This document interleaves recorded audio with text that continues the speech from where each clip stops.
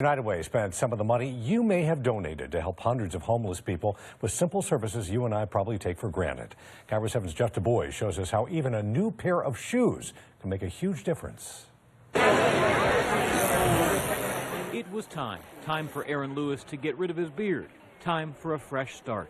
It can be rough now and then. Lewis has been living in shelters since last August, and he's one of the lucky ones. Others at United Way's Community Resource Exchange have been on the streets for years. But today, they got the VIP treatment. You have a person walking around everything instead of like throwing you out and just try to find out what you need. Things most of us take for granted, replacing those old worn-out sandals with brand new shoes, getting their feet washed, some basic health care needs, a simple haircut. Rachel Heil is from the Beyond Project. They just start crying and they're like so grateful for the moment where there's hope and dignity, and it brings you something that you didn't know was missing.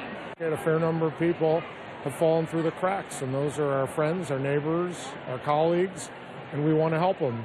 United Way of King County and corporate sponsors like Starbucks, AT&T, Microsoft, and the Seahawks helped around 1,200 homeless people today at the CenturyLink Event Center. Tyler and his girlfriend Brittany have been bouncing between places trying to stay afloat and take care of Aaron's 6-month-old son. They needed help with jobs, permanent housing, and food.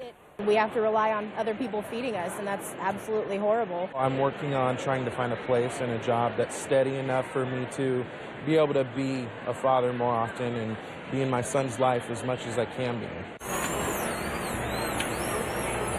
Whether it was getting their teeth cleaned, a mammogram, legal advice, or helping find a job, United Way's CEO hopes political and cultural conflict in the country can give way to community-building priorities like this. I do think that's more of what our world is about, helping each other and caring about each other. In Seattle, Jeff Du Bois, KIRO 7 News. Now, in the last 24 hours, we've gotten 100